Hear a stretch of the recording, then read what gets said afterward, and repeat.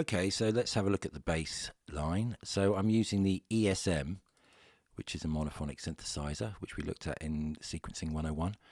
And the settings are the same. I haven't changed anything here. It's mainly square wave. Cutoff is moved a little bit, and resonance is about at 9 o'clock. So that's what that's doing at the moment. But if we look at the MIDI, we can see that I'm making use of pitch bend information here. So if we listen to it.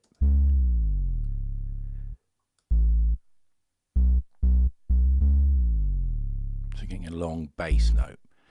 So that's my first bass line. And then that changes section B bass line, where it's a bit quicker, a bit more staccato.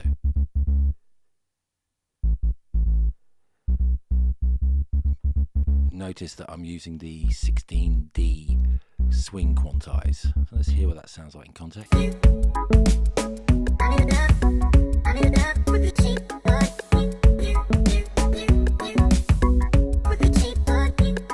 that's that bit, and section A in context.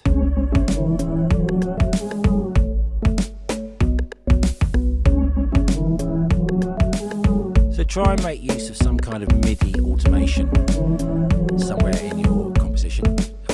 In this case, I've used the bass. So in the next video, we'll be looking at the various keyboards.